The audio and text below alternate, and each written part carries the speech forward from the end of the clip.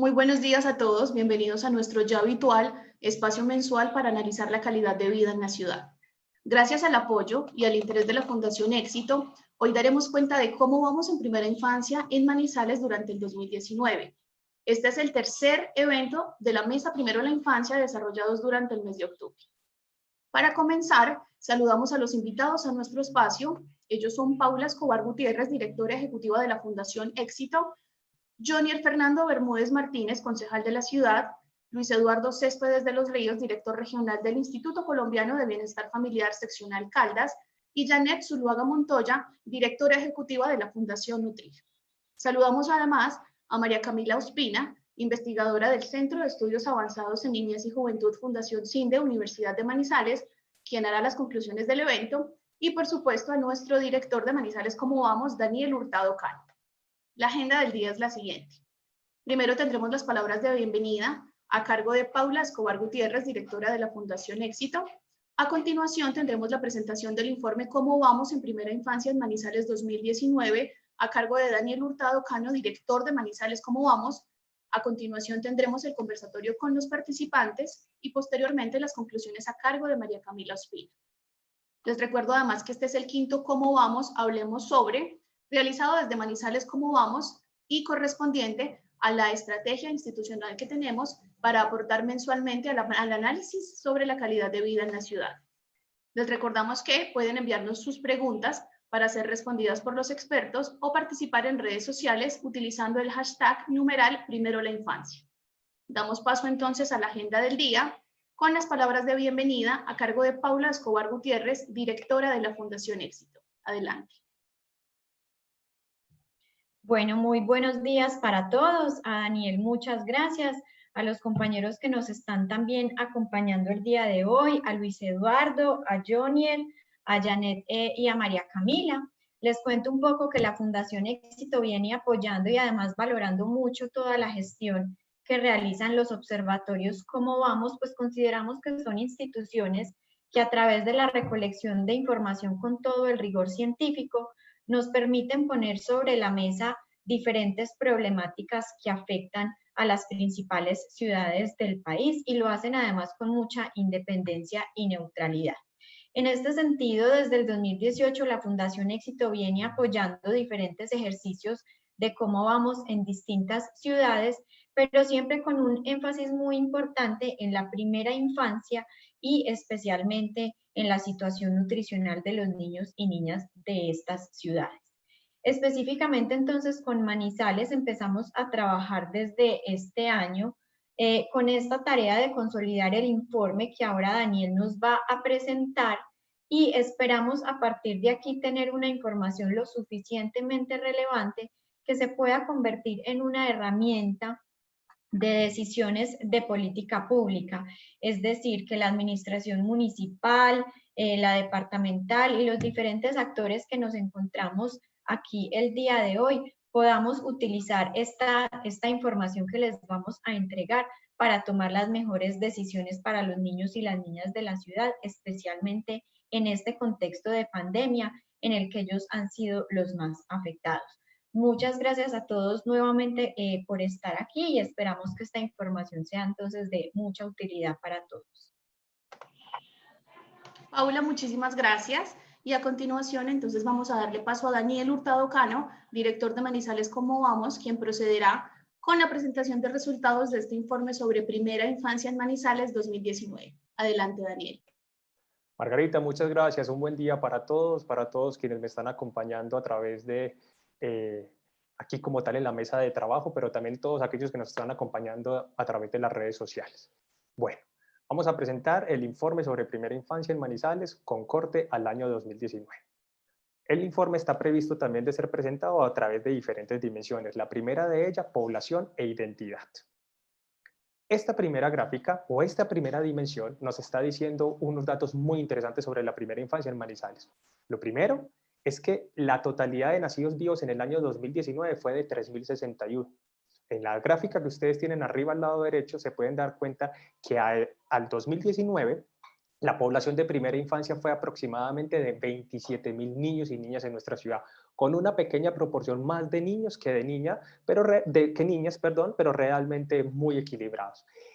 Esa población en primera infancia representa el 6.3% de la población total de la ciudad de Manizales. Y también es significativo ver cómo esa representación de la población total está dentro de las más bajas del país. Como ustedes pueden ver, el promedio también a nivel de Colombia es que la proporción es aproximadamente del 9.4. Manizales tiene una población del 6.3, como lo mencionaba hace un poco. También, hace unos días atrás presentábamos el informe de calidad de vida y estábamos dando cuenta de que Manizales en particular ocupa como ciudad dentro del país el primer lugar en términos de índice de envejecimiento. ¿Esto qué quiere decir? Que por cada, digámoslo así, 100 menores de 15 años existen en nuestra ciudad 77 adultos mayores. Esto también tiene que ver precisamente con primera infancia, porque nos está diciendo también que a su vez la población se nos está volviendo un poco más vieja en el índice de envejecimiento, pero también el índice, o llamémoslo así, la tasa de natalidad cada vez tiende a la baja en nuestra ciudad de Manizales. Adicional, cuando desagregamos la información a nivel territorial, nos damos cuenta que las comunas donde existe la mayor cantidad de niños y niñas en primera infancia son precisamente la comuna La Macarena, la comuna San José, la Ciudadela del Norte, incluyendo también la nueva comuna 12 y por supuesto también en la comuna universitaria. La gráfica que ustedes también ven en pantalla da cuenta de cómo cada vez hay menos cantidad de niños dependiendo de la edad que se tenga. 5 años, pues al 2019 había una población aproximada de 4.700 niños, pero en el 2019 niños de 1 año era de 4.600 aproximadamente. Algo también importante en términos de esta dimensión es que efectivamente uno de los buenos resultados que tiene la ciudad tiene que ver precisamente en el registro civil de cada uno de los nacidos vivos. La cifra, por supuesto que es un poco más allá del 100%, pero eso también indica que en ocasiones niños y niñas nacidas en otros municipios finalmente son registrados como tal en nuestra ciudad de Manizales.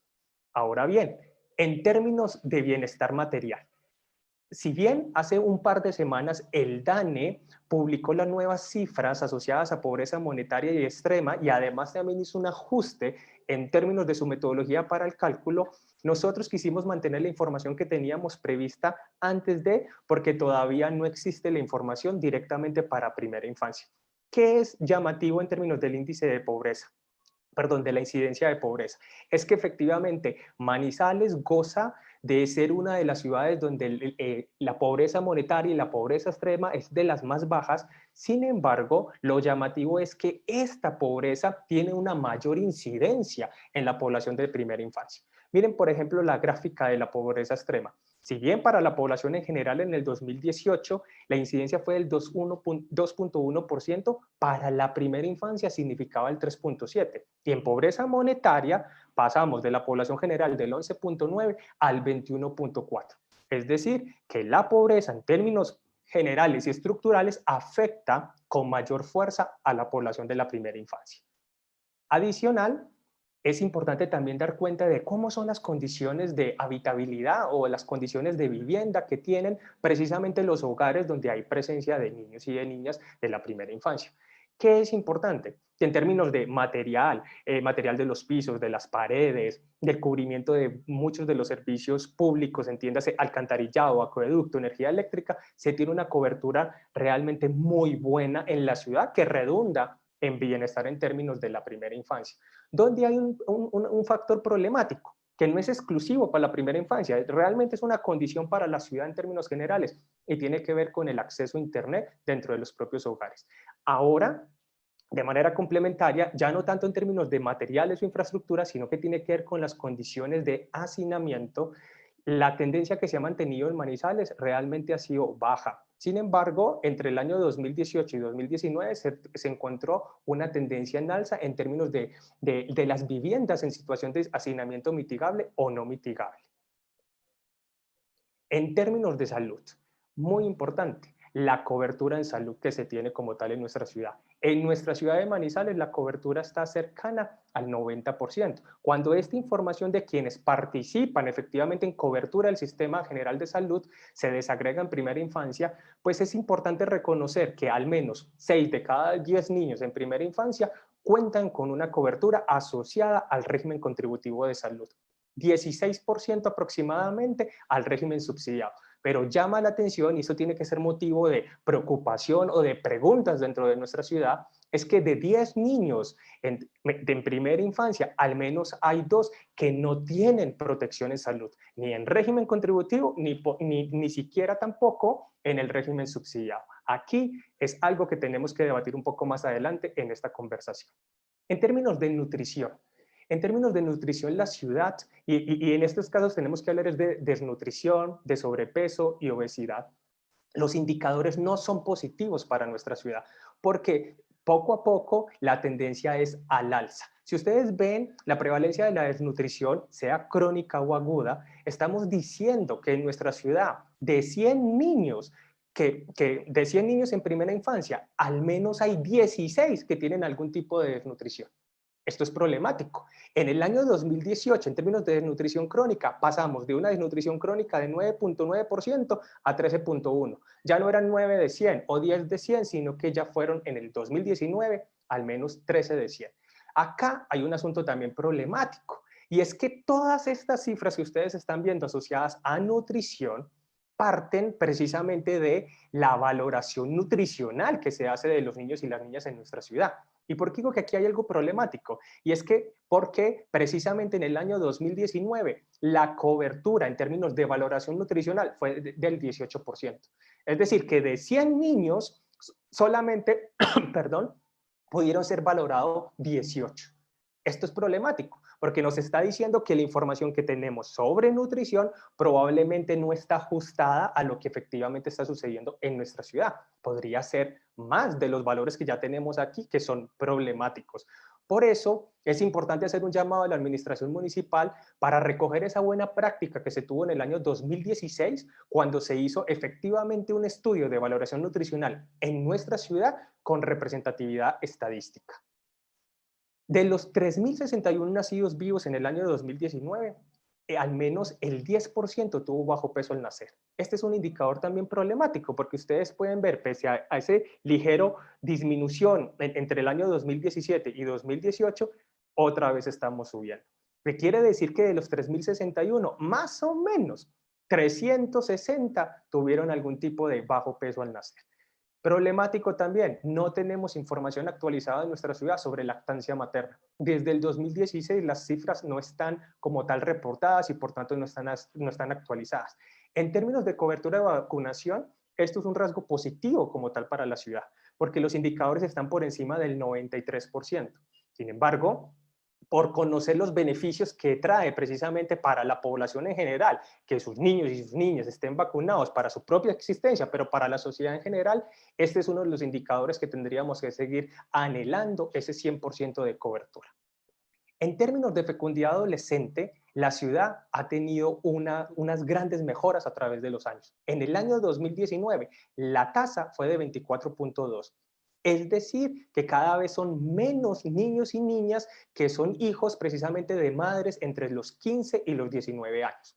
Eso es un logro muy importante para la ciudad, porque en menos de una década ha logrado disminuir la tasa a la mitad. Sin embargo, pongamos también esa cifra en perspectiva. ¿Qué significa una tasa de 24.2? En el 2019 significó que hubo 395 nacimientos de madres adolescentes. El control prenatal tiene también unos indicadores que son aceptables, están por encima del 90%, porque no es solamente ir a una cita, sino precisamente ir a todas las citas que se supone para tener ese control prenatal de muy buena calidad. Aquí, al igual que en términos de vacunación, hay que seguir soñando o pensando o trabajando precisamente por el ideal de tener un 100% de cobertura. Una muy buena noticia en el caso de Manizales en el 2019, la tasa de mortalidad fue 0. En el 2019 no hubo ninguna muerte materna. Vale la pena también recordar que en el caso de Manizales, más allá de los valores que aparecen en términos de tasas, históricamente se tiene una muerte o 2 muertes por año, que si bien es un número bajo y cada vez que una mujer muere, una madre muere, pues Por supuesto que los impactos que tiene para su hijo, su hija y su familia son mucho más allá de lo que una estadística puede mostrar, pero sí es significativo para la ciudad poder decir que en el 2019 no hubo ningún tipo de muerte. Ahora bien, la mortalidad infantil y de la niñez, porque la infantil significa que es para menores de 1 año y en la niñez hasta menos de 5 años. Problemático en nuestra ciudad, porque la tasa nos está diciendo que va al alza. En el año 2019 hubo 45 muertes de niños antes de los 5 años, de los cuales aproximadamente 37 fueron antes de su primer año. Esto es algo que es importante reconocer en la ciudad, porque es precisamente ahí donde también tienen que atajar en términos de las políticas públicas para direccionar y tener un mayor impacto. El mapa es sugestivo, en tanto nos está diciendo que precisamente la comuna y la estación es donde se están presentando precisamente el mayor número de muertes asociados a niños en la primera o en la niñez.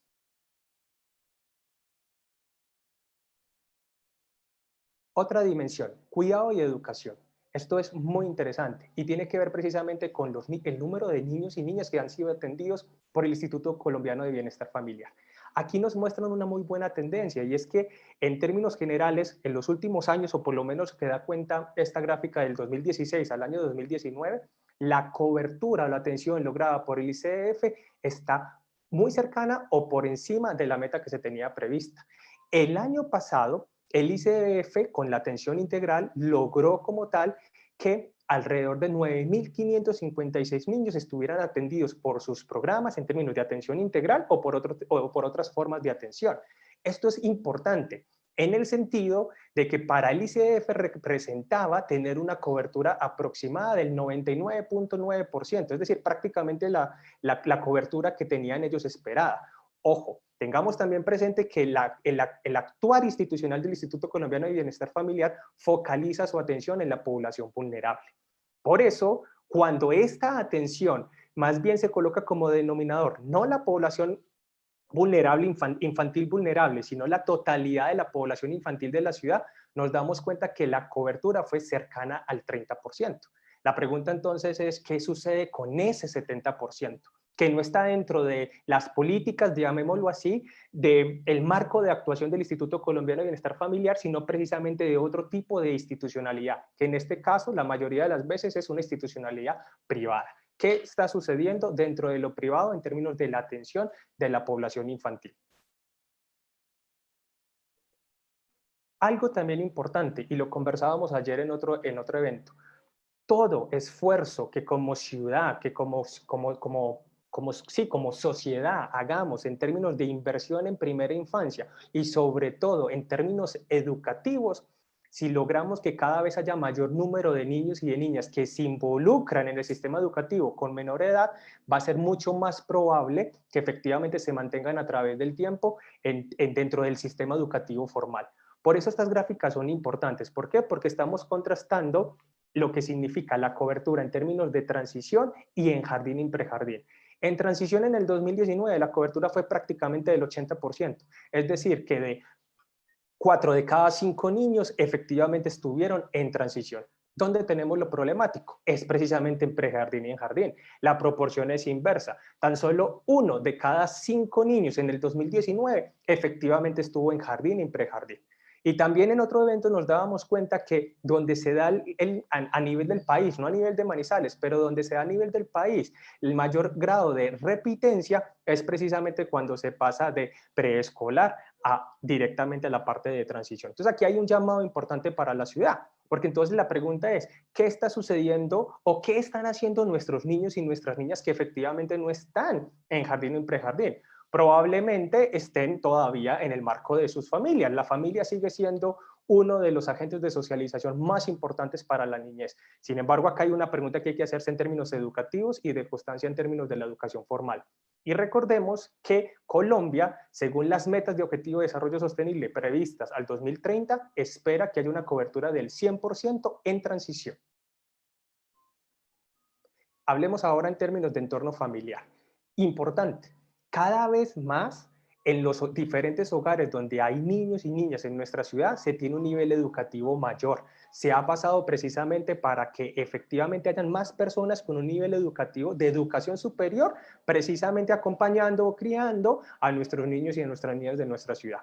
A su vez, es importante mencionar que hay también varios niños y niñas que no están con su familia. La gráfica lo está mostrando.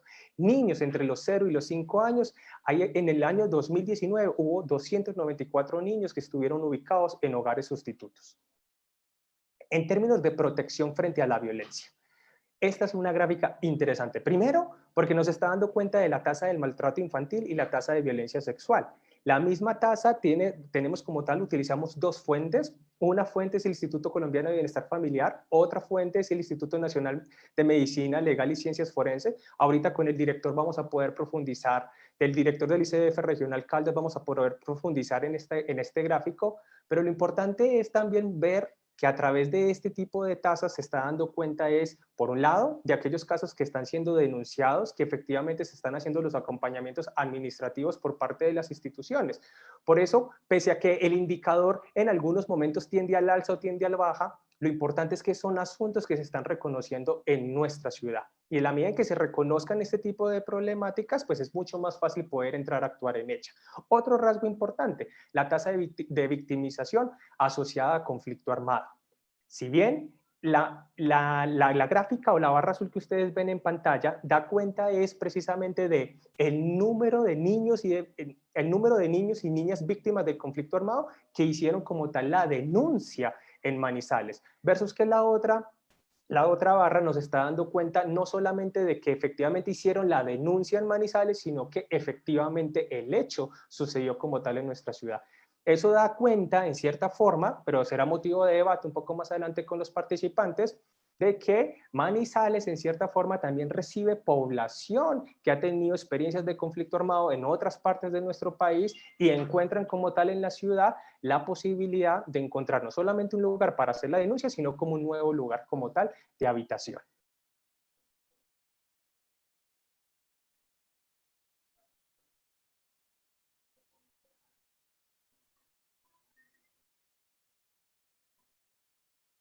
Es momento entonces de pasar a la parte de conversación con los participantes. Entonces les solicito a los demás colegas que me acompañan en este diálogo activar sus cámaras para poder saludarlos abiertos en este momento.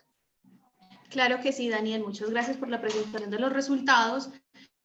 Bueno, en este diálogo con expertos saludamos especialmente a Paula Escobar Gutiérrez, directora ejecutiva de la Fundación Éxito, a Jonier Fernando Bermúdez Martínez, concejal de la ciudad, a Luis Eduardo Céspedes de los Ríos, director regional del Instituto Colombiano de Bienestar Familiar Caldas, y a Janet Zuluaga Montoya, directora ejecutiva de la Fundación Nutrir. Adelante, Daniel. Bueno, Margarita, muchas gracias también por la presentación. Bueno, yo quiero iniciar con una pregunta que es para todos, y es, en función de lo que acabamos de compartir sobre la primera infancia en el 2019, ¿qué les llama la atención? Como una primera reacción de cada uno de ustedes, y me gustaría iniciar primero con el concejal Jonier.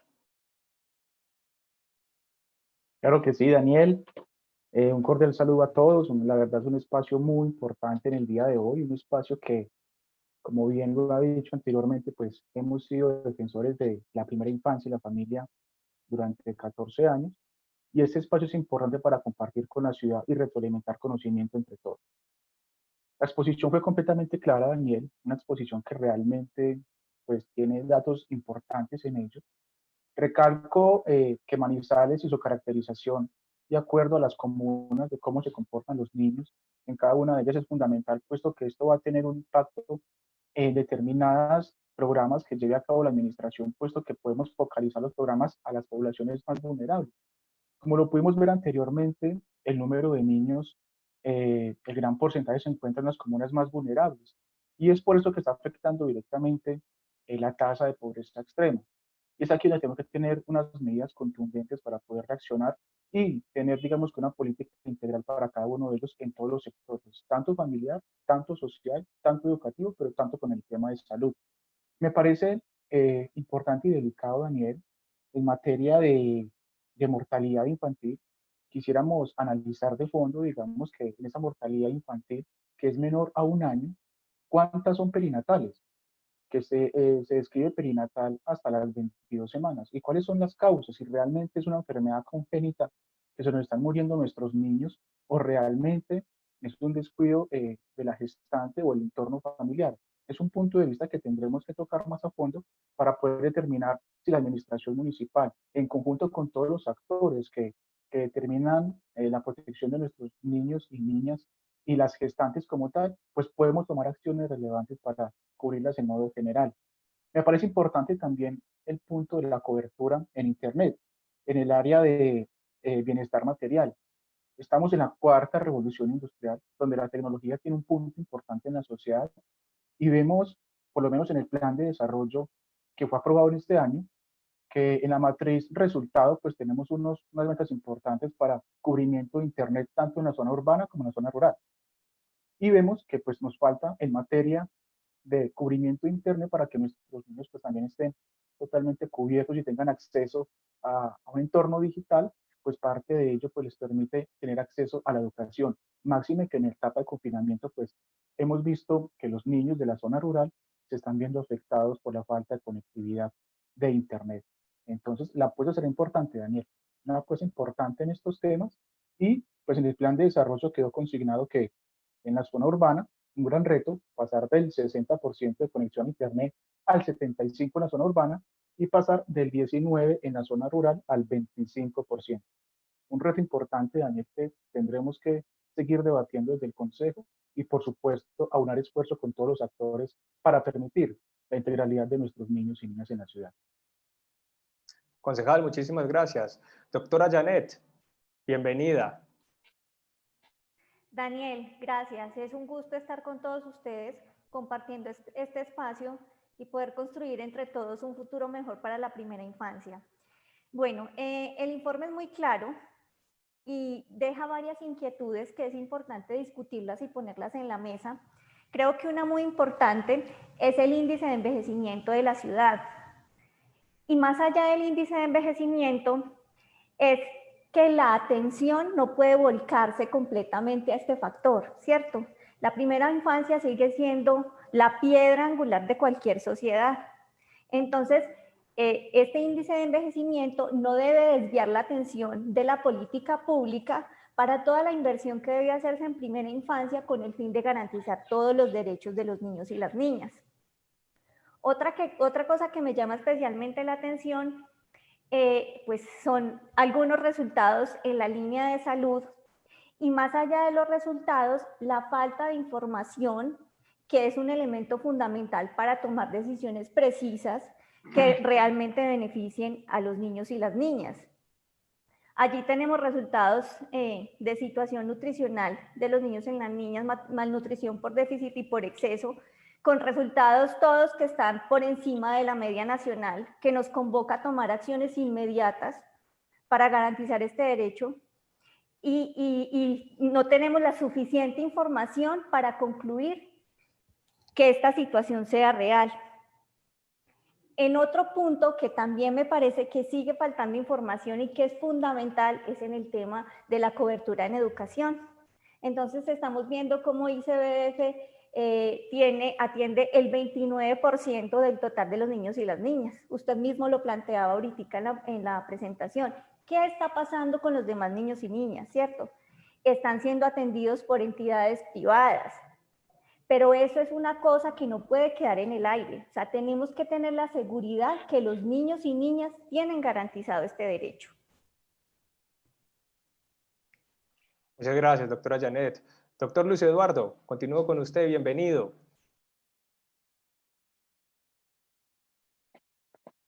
Doctor Luis Eduardo, el micrófono está en silencio.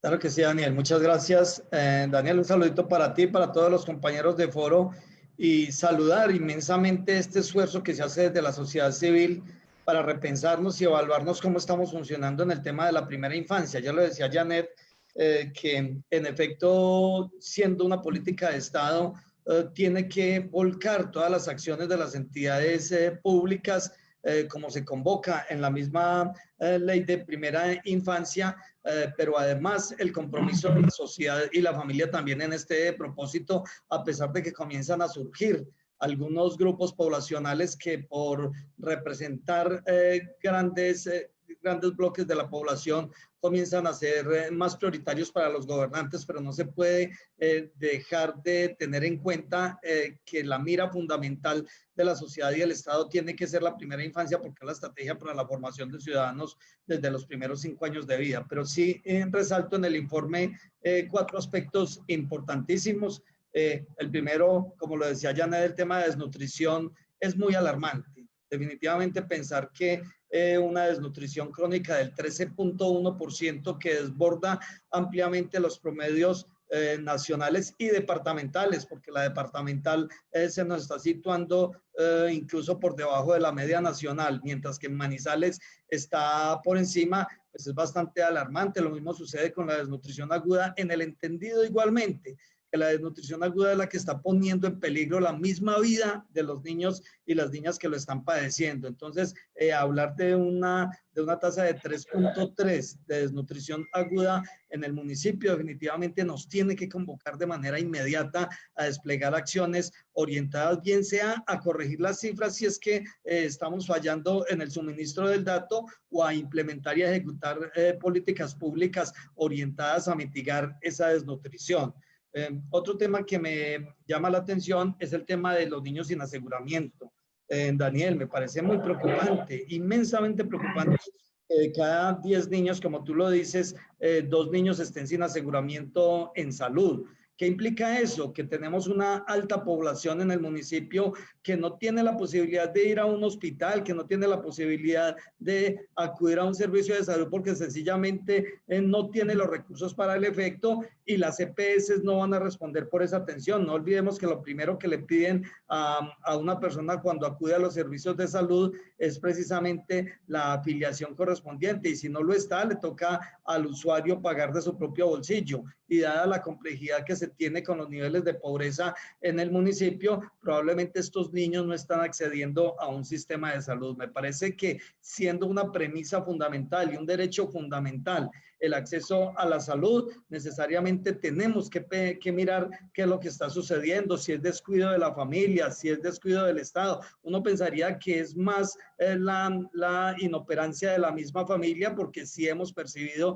los esfuerzos del gobierno nacional, gobierno departamental y municipal para los procesos de aseguramiento, sobre todo en lo que corresponde al régimen subsidiado de seguridad social en salud, y en lo que corresponde al régimen contributivo con los que son empleados o con los que tienen capacidad de pago. Si bien los adultos están afiliados, no olvidemos que los niños están afiliados como beneficiarios de los adultos. Entonces es inaceptable bajo cualquier punto de vista un 23% de no afiliación de los niños menores de 5 años al sistema de salud. El tema de la tasa de mortalidad sí ha sido factor de mucha preocupación en el municipio de Manizales y en todo el departamento de Caldas, la falta de oferta en servicios de salud infantil. De hecho, pues el hospital infantil ha sido objeto de muchas dificultades en el pasado, que por fortuna se van resolviendo, pero realmente uno encuentra que hay muy poca oferta de servicios de salud para los niños y las niñas en la ciudad, que amerita necesariamente que comience a pensarse en la definición de IPS orientadas para la atención de los niños y que no los sometan a esas trabas. Todavía se están trasladando niños para ser atendidos en Medellín, en Pereira, en Cali, en otros espacios, cuando en Manizales igualmente hay una oferta de servicios de salud importante, pero no se me han especializado abiertamente ni hay una oferta muy buena en materia de salud infantil, y eso probablemente influye de una u otra manera en las tasas de morbimortalidad en la ciudad. Igualmente me sumo a las observaciones que se hacen frente a las coberturas de los no focalizados, los niños de la primera infancia, cuando nosotros hablamos de la expedición de la ley 1804 como política de Estado, orientada precisamente a garantizar a todos los niños y niñas una atención integral a la primera infancia, tiene la expectativa de que todos los niños, independientemente de su condición social o económica, deben acceder a esa atención integral. Desafortunadamente, cuando el ICBF acude a la atención de su población por las mismas razones de Estado y por las mismas razones de dificultades económicas, nosotros nos focalizamos en los más pobres. Y como tú lo decías, Daniel, estamos atendiendo el 99.9% de la población pobre del municipio de Manizales, que quiere decir que tenemos una cobertura prácticamente del 100%, al punto tal que todavía tenemos casi 100 cupos disponibles para ser copados y no tenemos los niños porque toda la población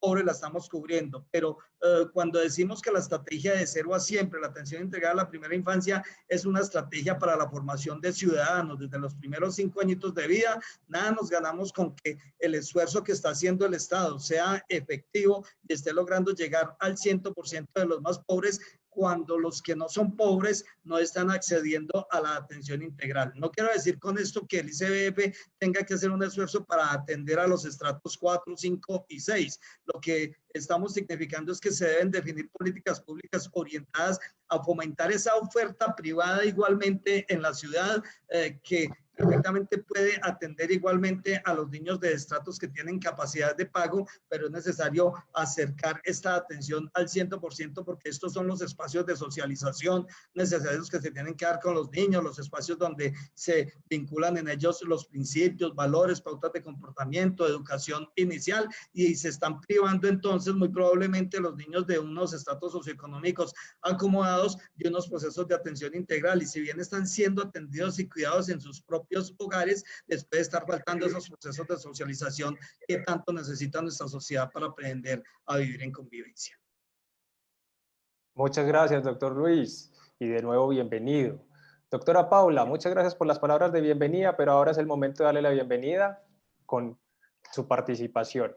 ¿Qué le llamó la atención de los datos que compartimos previamente? Muchas gracias, Daniel. Yo creo que yo estoy muy alineada con mis demás compañeros de panel, y es que nosotros vemos con gran preocupación el aumento especialmente de la desnutrición crónica, y es muy particular porque cuando uno mira, ve que 2016, 2017 y 2018 tuvieron como una relativa estabilidad, pero en el 2019 aumenta. Y como lo decía Luis Eduardo, pues ya se empieza a preocupar porque este dato del 13.1% ya supera el promedio nacional, que es del 10.8%. En temas de bajo peso, al nacer también sucede un fenómeno similar, en que había una relativa estabilidad y en 2019 vuelve y crece, superando nuevamente el promedio nacional. Y recordemos que el bajo peso al nacer es uno de los determinantes de la desnutrición crónica. Entonces, como también lo decía el concejal John Bier, es muy importante empezar a trabajar desde las gestantes. Y en otros temas nos preocupa, primero, la valoración nutricional, que solo hay datos del 18% de los niños y niñas de Manizales, pero adicionalmente nos preocupa que no haya dato de lactancia materna en el municipio. Y aquí recordemos también la importancia de que la lactancia materna la consideramos como la primer vacuna en contra de la desnutrición crónica. Entonces, si tenemos datos sobre cómo se está comportando este indicador, pues es mucho más fácil tomar decisiones para mejorar. Muchas gracias. A ti, doctora Paula, pero permíteme continuar contigo y profundicemos un poco también aquello que tiene que ver con desnutrición. Tengo una pregunta que empieza para la doctora Paula, pero por supuesto cualquiera de los panelistas también puede entrar como tal a responderle. Y la pregunta es la siguiente: ¿qué implicaciones tiene precisamente estos cambios en los índices de desnutrición crónica en nuestro municipio sobre la salud y el desarrollo precisamente de nuestros niños y nuestras niñas? Sí, pues Daniel, la verdad es que a nosotros nos preocupa bastante, como lo mencioné hace un rato. Manizales venía muy bien y en esta última medición pues aumentó pues unos puntos un poco preocupantes, y yo creo que aquí lo más importante es entender la desnutrición crónica y los efectos que esto tiene. Recordemos que la desnutrición crónica es un retraso en la talla para la edad, es decir, son los niños que no están creciendo lo suficiente, es un problema de estatura, y su primera implicación es física, porque el niño entonces se ve más bajito. Sin embargo, la implicación más grave que tiene sucede a nivel cognitivo, pues los niños que tienen desnutrición crónica no alcanzan a desarrollar bien su cerebro, y esto va a tener implicaciones para el futuro. Les cuento, por ejemplo, que en Brasil, en Pelota, se hizo un estudio de muchos años en donde midieron adultos que en su primera infancia habían tenido desnutrición crónica, y encontraron que estos adultos que habían tenido desnutrición crónica tenían 11 puntos menos de coeficiente intelectual. Tenían además 6 años en promedio menos de escolaridad que los adultos que no habían tenido desnutrición crónica. Y adicionalmente a eso tenían 54% menos de ingresos en la vida adulta. Entonces aquí es donde empezamos a entender que la desnutrición crónica no solo es un asunto del individuo ni del niño, sino que termina siendo un asunto de la sociedad, porque va también amarrada, impacta la productividad y la competitividad del país.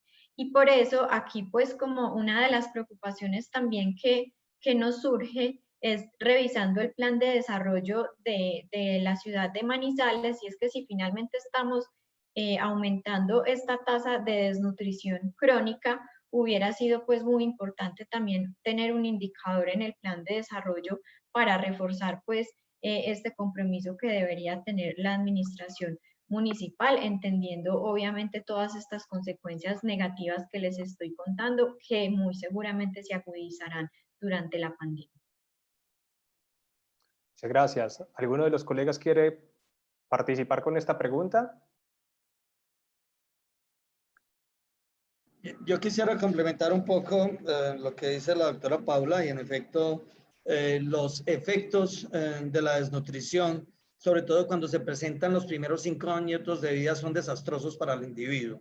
Siempre hemos insistido que los esfuerzos se tienen que hacer en el desarrollo del individuo en esos primeros 5 años de vida, porque es en esos primeros 5 años que se forma el cerebro, que se desarrollan sus capacidades intelectuales, que se desarrollan igualmente todos los órganos de las personas, y solamente cuando intervenimos este tipo de patologías en los primeros 5 años va a ser exitoso ese proceso de atención.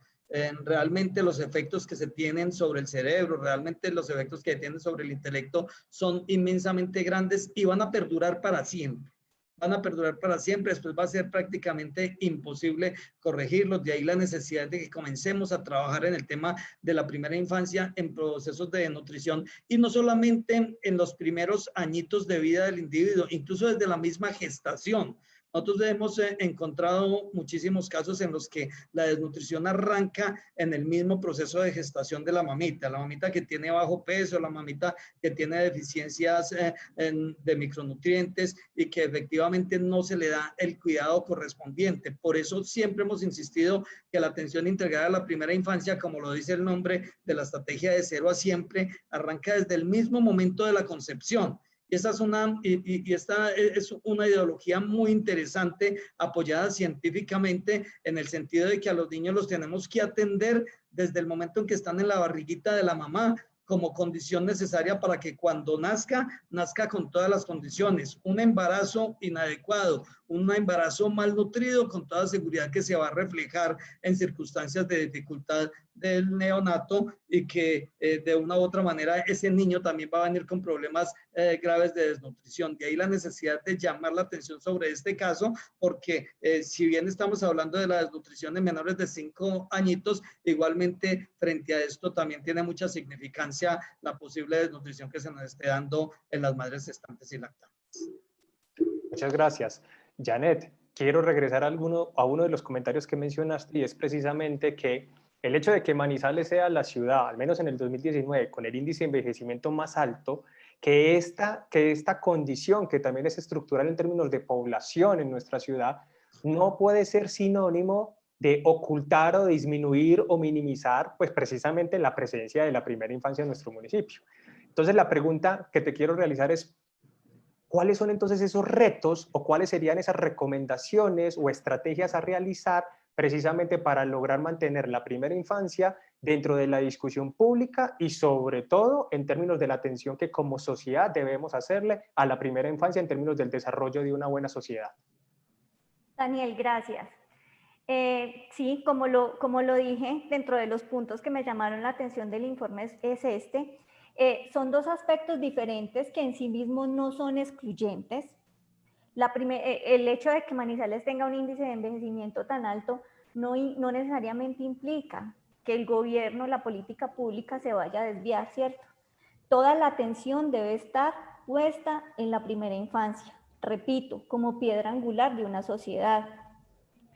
Entonces, en Manizales se ha creado una mesa, primero la infancia, un conjunto de instituciones privadas y de la sociedad civil, nos hemos unido con el fin de velar porque la primera infancia esté incluida en la política pública.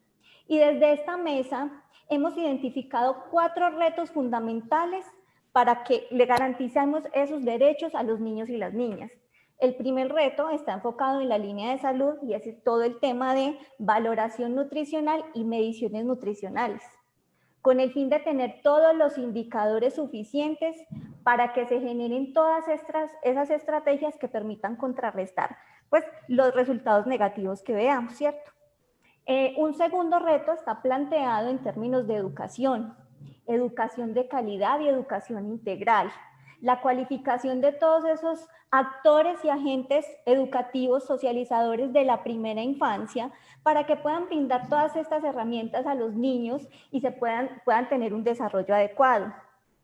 El tercer reto está formulado en términos de la disminución de violencia y maltrato infantil, y es la generación de todas las herramientas para que disminuyan estos índices y seamos garantes de derecho en la familia, como sociedad y desde el Estado. Y el cuarto reto es un reto bien importante y es el planteamiento de la consolidación de un ecosistema articulado que beneficie y que propicie la generación del conocimiento, la apropiación y el uso de todos los agentes que estamos alrededor de la educación, de la formación de los niños y las niñas, para que tengamos las herramientas suficientes para poder formarlos en el camino y entregarles lo que realmente necesitan. Digamos que en eso se resumen los retos fundamentales. Gracias, Janet. Concejal, por supuesto que este informe da cuenta del 2019, pero todos sabemos este 2020 tan atípico que tenemos y los profundos impactos que va a tener no solamente en términos de salud mental, sino sobre todo también en términos económicos, de medio ambiente y demás. Como lo mencionaba al comienzo, hay una nueva medición y una nueva metodología por parte del DANE para calcular la pobreza extrema y la pobreza monetaria en todo nuestro país. Como el cálculo ahora se hace con un nivel de ingresos mayor del que antes se tenía, los datos que compartíamos sobre el 2019 nos dicen que en el 2020, por supuesto, que va a haber mayor población en condición de vulnerabilidad, inclusive población pobre, se va a incrementar. Y es una consecuencia precisamente de todo lo que nos ha venido sucediendo en el año 2020. Manizales había logrado que en un plazo más o menos de 10 años había logrado que el 20% de su población saliera de la pobreza monetaria y pudiera empezar a participar, ¿por qué no?, en la clase media. La pregunta entonces es con todo este contexto y es, si además de eso se reconoce que el impacto en la primera infancia, la incidencia de la pobreza es aún mayor, ¿cuáles son los retos que tenemos como ciudad? Precisamente reconociendo este 2020 tan atípico en términos de generar una menor afectación para que la población de primera infancia no se vea, valga la redundancia, perdón, tan afectada en términos negativos por la pobreza monetaria que probablemente se va a incrementar. Perfecto, Daniel. Es un punto muy importante, máxime, que estamos a puertas de aprobar el presupuesto en la vigencia 2021. También fui ponente de las vigencias futuras del presupuesto del presente año y también la aprobación del plan de desarrollo quedó consignado en esa línea estratégica número 1 que se le va a otorgar a la primera infancia en su integralidad 10.800 millones de pesos. Y esto ha permitido de que se incremente el presupuesto comparado con vigencias anteriores casi que 6 veces más. Esto va a permitir que se puedan tomar medidas directamente dirigidos a esta población, una población que requiere una suma atención, y ese presupuesto pues está completamente contemplado con los diferentes actores como salud, educación, en fin, y es por eso que es importante ser completamente claros que este recurso, primero, tendremos que tener una política pública de primera infancia. Hasta el momento, en Secretaría de Desarrollo Social, la política de primera infancia está en un transcurso del 60%, y es por eso que el reto de esta administración es poderla no solamente contemplar y elaborar, sino completamente ejecutarla. Y esta política pública pues, de familia tendrá que tener una sinergia alterna con la política pública de la familia, porque lastimosamente, Daniel, en Manizales, para poder tomar iniciativas importantes, tendremos que tener el eje transversal de la sociedad, que es la familia, y todavía no se ha formulado y no se ha contemplado en su ejecución la política pública de la familia. Y ese eje transversal pues es la base de absolutamente todas las políticas para poder que haya una conexión directa dentro del hogar y poder sedimentar las demás políticas públicas, como la de primera infancia y la de salud mental, que es tan importante para la ciudad. Entonces, teniendo esas políticas públicas completamente claras, caracterizada la información, caracterizada las familias, caracterizada nuestros niños, pues los programas y de acuerdo al presupuesto que se tenga en esa matriz plurianual de inversiones, pues se pueden contemplar para destinar los programas exactamente para mitigar la pobreza extrema de nuestros niños. Como lo vimos en la caracterización anterior, pues las 5 comunas más vulnerables son la Comuna Ciudadela del Norte, la Macarena, San José y la Universitaria. Y son comunas que requieren de una alta atención no solamente económica, sino una atención psicosocial. Porque para prevenir la pobreza extrema no solamente es intervenir económicamente a la familia, sino rehabilitar ese vínculo familiar para que se pueda proyectar y pueda crecer académicamente y poder ser autosostenible en el tiempo. Entonces, es uno de los retos principales que desde la corporación estamos asumiendo y es por eso que en esa matriz plurianual de inversiones estaremos vigilantes para que los recursos públicos, esos 10.800 millones, pues sean invertidos de la mejor manera y en los programas que realmente se requieran en la ciudad. Doctor Luis Eduardo, derivado de la respuesta del concejal y de la pregunta que le hacía a él, lo más probable es que la población que se entiende como población vulnerable se va a incrementar en nuestra ciudad. Y mostrábamos que en el año 2019 el Instituto Colombiano de Bienestar Familiar había logrado tener una cobertura prácticamente del 100%, 99.9%. Entonces la pregunta es, ¿cuáles son las acciones que se están implementando precisamente para mantener este nivel de cobertura que se había logrado, partiendo del supuesto que la población vulnerable en edad de primera infancia va a ser mayor en nuestra ciudad? Claro, de hecho, Daniel, hemos hecho un esfuerzo interesante en medio de la pandemia con ocasión de la misma atención a la primera infancia. Cuando nosotros comenzamos a flexibilizar los procesos de atención, esto es cambiar de la atención que dábamos en los centros de desarrollo infantil, en los hogares comunitarios, que ya no tenían que ir los niños a los espacios físicos, sino que lo estamos atendiendo en las casas. Estamos entregando un paquete nutricional, un mercado mensualmente, sin falta cada mes, acompañado de un apoyo por parte de los docentes y de los equipos psicosociales con llamadas telefónicas a las mamitas y a los papitos.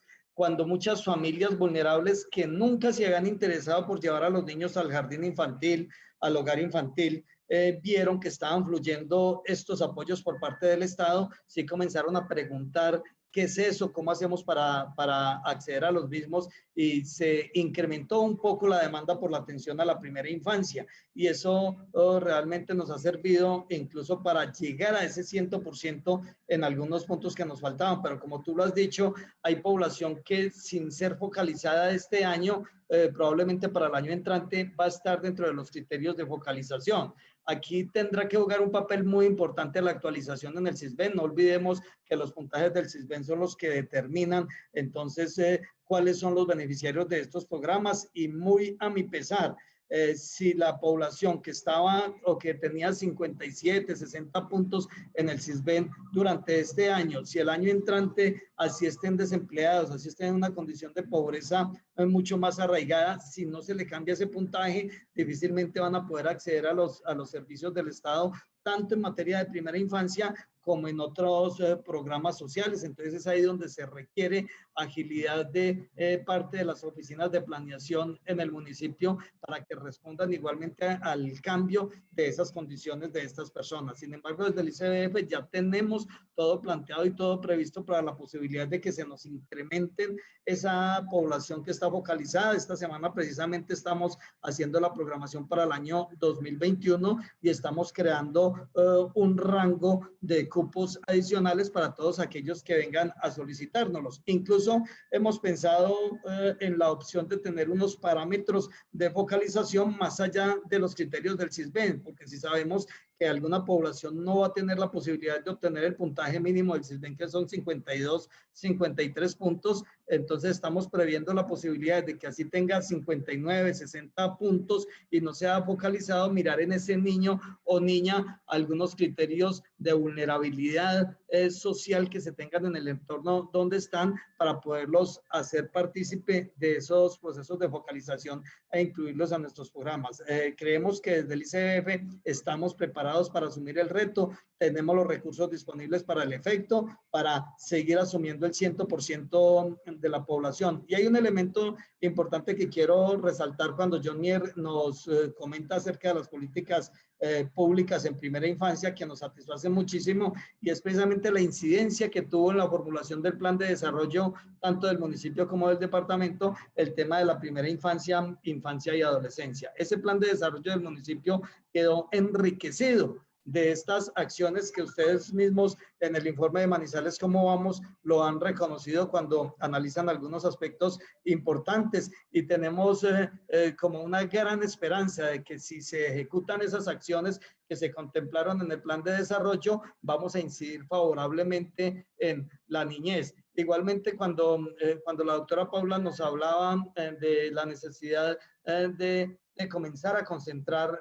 esas inversiones igualmente en la primera infancia, igualmente lo anotaba Janet, es necesario advertir igualmente que esos espacios físicos para la atención a los niños de la primera infancia hay que fortalecerlos en el municipio, y por la misma definición normativa el llamado a invertir en la infraestructura para la primera infancia es el municipio de Manizales. De allí que estemos haciendo un llamamiento importante para seguir trabajando en esos espacios para que sean espacios cómodos y adecuados para que se den esos procesos de formación. Yo les comentaba, por ejemplo, una circunstancia muy triste que estamos viviendo en el momento, y es precisamente que Nuevo Colón, que es un centro de desarrollo infantil que está en las zonas de las galerías, donde atendemos a 150 niños, en Nuevo Colón surge realmente como una necesidad que había por allá en el año 2010 de atender a los niños hijos de las trabajadoras sexuales. Suena triste y duro contarlo, pero literalmente las trabajadoras sexuales metían a los niños debajo de las camas mientras ellas adelantaban su actividad económica, o los dejaban en los andenes de las calles mientras ellas cumplían con su actividad. A raíz de la disposición de este espacio de Nuevo Colón para atender a los niños, comenzamos a atenderlos allí de lunes a viernes desde las 7 de la mañana hasta las 4 de la tarde, y a renglón seguido se sumaron los hijos de las trabajadoras de la plaza de mercado y los hijos de los vendedores ambulantes de esa zona. Y hoy desafortunadamente ese inmueble que está adecuado con las condiciones, nos han dicho que tenemos que retornarlo el 7 de diciembre del presente año porque es propiedad del SENA y que el SENA los necesita para otros aspectos. Entonces, ¿qué va a pasar con esos 150 niños que son los más vulnerables del departamento de Caldas para la atención a partir del mes de enero cuando ellos puedan volver a las aulas? Entonces ahí es donde hay que zarandear un poquito todo el Sistema Nacional de Bienestar Familiar, donde prioricemos esa infraestructura para la atención a la primera infancia, y que ojalá este proceso de exigencia de la reversión de este inmueble en favor del SENA lo podemos echar para atrás. Y aquí hago una convocatoria igualmente a la sociedad civil encarnadas en las instituciones que participan en Manizales ¿Cómo vamos? Salvemos el CDI de Nuevo Colón, porque realmente con esta entrega que nos están exigiendo, por lo menos ahorita son 150 niños que se van a quedar prácticamente en la calle y sin atención, por lo menos mientras buscamos otra alternativa de construcción de un CDI para la atención de estos. Aquí la alcaldía tiene un papel protagónico, pensamos que lo va a asumir, pero es necesario que rodeemos al alcalde también desde la sociedad civil para que él tenga la legitimidad para actuar en ese sentido. Muchas gracias, doctor. Doctora Paula, cambiando de tema, pero manteniendo la referencia al año 2020. Y es que en el informe mostrábamos que la asistencia a los controles prenatales tuvo una ligera disminución entre el año 2018 y 2019. La pregunta en términos de la perspectiva actual de este año 2020 es, ¿cuáles son precisamente las implicaciones de esta situación, de esta disminución, no solamente para la primera infancia, sino para la sociedad en general? Sí, así es, Daniel. Pues también vemos como con bastante preocupación esta disminución de la asistencia a los controles prenatales, pero cuando lo revisamos desde la perspectiva actual, pues nos preocupa un poco más, pues sabemos que por el temor de las mamás o de las gestantes de asistir a los centros médicos o a los centros de salud, puede haber una disminución incluso mucho mayor. De hecho, The Lancet publicó hace poco un estudio y nos dice que por causas del COVID puede haber unas 12.000 muertes maternas adicionales, y estas 12.000 muertes adicionales estarían muy enfocadas precisamente a eso, a la falta de asistencia a los servicios de salud. En este sentido, entonces, es muy importante que además desde la Fundación hemos hecho un rastreo y hemos encontrado, pues aún todavía en análisis, que hay una variación que no está siendo normal en este indicador, sobre todo este año, especialmente desde que inició la cuarentena. Entonces, aquí es muy importante también garantizar desde la administración municipal que que se sigan promoviendo estos controles prenatales y la asistencia de las gestantes a los centros de salud, independientemente del comportamiento de la pandemia, porque no podemos retroceder todo lo ganado. Finalmente, pues son unas tasas altas, unas coberturas pues de asistencia a controles prenatales importantes, y no podemos entonces bajar la guardia y retroceder en este campo, que de ahí depende mucho la salud de la gestante y la salud también del que va a nacer. Doctora Janet, un punto importante del informe, que si bien daba cuenta era de la tasa de fecundidad adolescente, nos está diciendo que en Manizales la tendencia es a la baja. Sin embargo, eso también significaba que pese que es a la baja y tenemos una posición privilegiada en comparación con otras ciudades del país, igual significó que en el 2019 hubo 395 nacimientos de madres adolescentes entre los 15 y los 19 años. ¿Usted qué opina de esa situación? Daniel, digamos que esta cifra, aunque no es escandalosa, ¿cierto? Es una cifra que de todas maneras es preocupante. Cuando vamos al informe, vemos que todas estas mamitas están ubicadas en las comunas más vulnerables de la ciudad. Un embarazo adolescente, empecemos porque se estigmatiza a la mamá, pero tiene consecuencias duras para el entorno de ella y familiar. Es una mamá que de entrada, si le va bien, puede aplazar su proyecto de vida, pero generalmente tiene que cambiarlo completamente. ¿Por qué? Para darle prioridad a lo que ahora está viviendo, y es su embarazo. Entonces, es aquí donde empiezan a generarse unas brechas adicionales. ¿Por qué? Porque es una mamá que no tiene posibilidad porque ya tiene que trabajar, de pronto está estudiando y ahora tiene que trabajar para poder ayudar al sostenimiento de su niño. Es una mamá que tiene que luchar por generar otras condiciones en su familia, que no puede lograr realizaciones personales. Entonces es una situación que tiene consecuencias muy severas para la primera infancia. De hecho, en Nutrir tenemos implementado un programa hermoso con mamitas jóvenes, adolescentes y jóvenes de las comunas más vulnerables de Manizales, donde pretendemos, además de controlar el bajo peso al nacer y la desnutrición crónica, es fortalecer ese vínculo afectivo entre mamita, familia y bebé, para que los niños nazcan en entornos protectores, que garanticen sus derechos, en entornos que no sean violentos. Estos entornos permiten que los niños pues tengan un desarrollo adecuado, ¿cierto? Sin embargo, para mí es una situación compleja por lo mismo, porque empezamos a girar en unos círculos. Entonces, una mamá que no va al colegio, no se puede educar, no tiene acceso a empleos buenos que permitan brindarle una mejor calidad de vida a sus niños. Daniel, ¿puedo complementar un poco? Adelante, concejal. Parte de lo que dice la doctora Janet es importante, porque en el pasado informe que nos expresó la Secretaría de Educación, pues ven con gran preocupación la deserción escolar. Y esa deserción escolar hace énfasis a que los jóvenes o las jóvenes, perdón, pues están quedando en embarazo en este confinamiento. Esto ha permitido, pues también el indicador nos lo expresa, que es el 5.9% de hacinamiento, que tenemos en Manizales, pues ha llevado a conductas ajenas de que los jóvenes estén cada día más en un riesgo latente.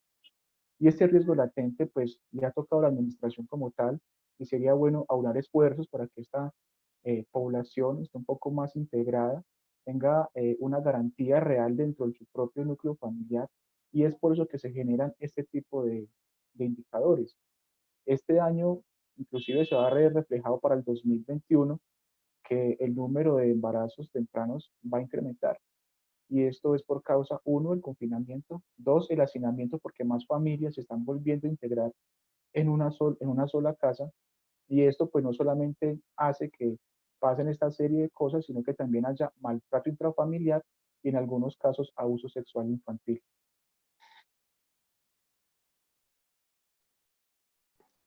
Hagamos un pequeño giro en el tema y profundicemos un poco algunos de los indicadores que hablaban parte precisamente de lo educativo.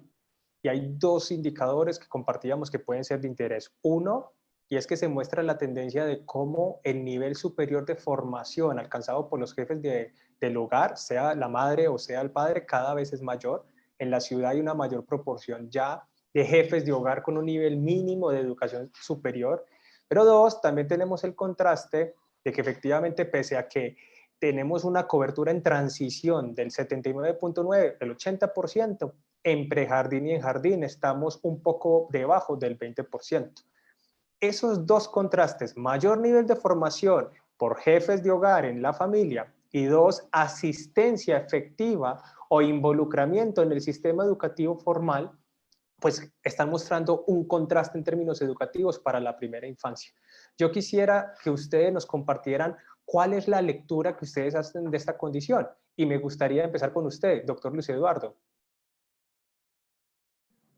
Sí, a ver, realmente es llamativo el tema de la conversión de la formación superior en los padres de familia, y eso anima mucho y genera esperanzas en el sentido de que cuando los padres son formados, cuando tienen una formación profesional, pues esto tiende por un lado, a mejorar las condiciones de ingreso de las familias. Sabemos que a mayor nivel de educación, mayores posibilidades de ingreso, pero aparte de eso, las relaciones sociales al interior del hogar mejoran. Asumimos que los procesos y situaciones de violencia intrafamiliar y de vulneración de derechos igualmente tienden a decrecer debido a esa formación que tienen las personas. Sin embargo, cuando lo planteas el cruce con los niveles de acceso a la transición y al prejardín o jardín, sí no deja de preocupar, porque es que realmente hay un alto acceso a la transición. Sin embargo, un 79% uno lo ve también escaso, Daniel, en el sentido de que realmente el derecho a la educación, además de ser un derecho, es un deber.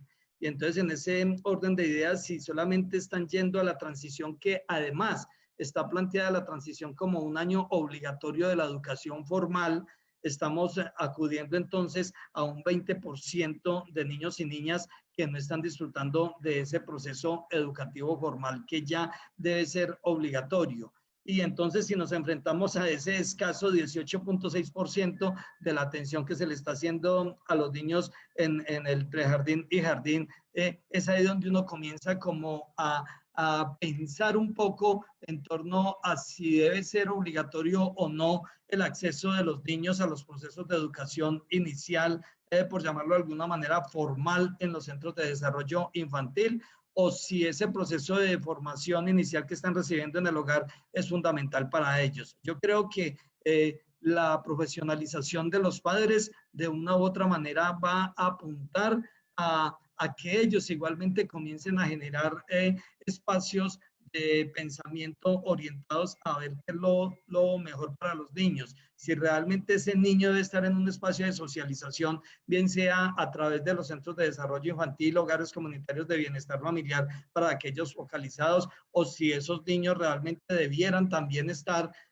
cuando tienen capacidad de pago en la oferta privada que se tiene para la primera infancia, porque no basta solamente con esa atención que se le dé al interior de la familia. Pero la lectura que uno hace es que sí, definitivamente, a pesar de que hay muchos padres que ya son profesionales, también hay unos niveles de desocupación, de desempleo de muchos de esos padres a pesar de su condición, y hemos encontrado que esos padres, o sobre todo las madres, optan por cuidar a sus niños en los primeros 5 añitos de vida, y con eso los están desescolarizando en la atención integrada a la primera infancia, y a mí realmente me parece que ese es un error que necesariamente tenemos que ir trastocando. Es fundamental y necesario la atención en el hogar y esa educación inicial en el hogar, y que cada vez sea mucho más tiempo que se les dedique, pero también hay que complementarlo con esa socialización que se debe dar en los espacios privados o públicos de atención a la primera infancia, y creo que ese incremento de la profesionalización de los padres de familia apunta precisamente a mejorar las condiciones hacia futuro. Gracias, doctor Luis Daniel, Eduardo. Adelante, Janet. Yo quisiera acá como llamar la atención precisamente en uno de los puntos que destaqué de la presentación al inicio del conversatorio, ¿cierto? Y es que no sabemos ese 80% si realmente no están siendo atendidos, ¿cierto? Entonces, para mí sería lo prioritario identificar qué está pasando con esos niños para poder generar las estrategias que garanticen el derecho. Como acaba de decir el doctor Luis Eduardo, pues es un periodo que no es obligatorio. Independientemente de que sea obligatorio o no, pues la educación preescolar, además de permitir que los niños socialicen, les brinda habilidades para la vida. Entonces me parece fundamental que desde la administración, desde la política pública, se tenga como prioridad la generación de información suficiente que permita esa generación de estrategias para garantizar esos derechos. Y yo ahí complementaría como tal ese llamado, porque precisamente dábamos cuenta de que en el año 2016 fue el último estudio que se tuvo de una cobertura en valoración nutricional con representatividad estadística. En el año 2016 es la información que tenemos más actualizada en términos de lactancia materna. Como lo estás mencionando, no tenemos claridad qué está sucediendo con ese 70% restante de la población infantil que no está siendo atendida por el Instituto Colombiano de Bienestar Familiar, sino que probablemente está en casa o seguramente en entornos privados. Entonces creo que también quiero unirme como tal a ese llamado de que precisamente las decisiones de calidad se pueden tomar en la medida en que estén soportados como tal en evidencia. Yo creo que eso es algo en lo que estamos de acuerdo, porque lo mencionaron varios de ustedes también como tal al inicio de esta conversación. Y también es algo importante, concejal, puedo complementar.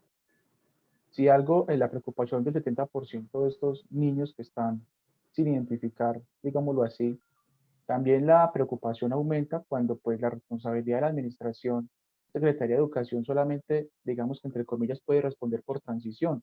El Ministerio de Educación desembolsa presupuesto para niños de transición, pero de ahí hacia atrás pues se queda como en un limbo esa población tan importante que necesitamos integrar.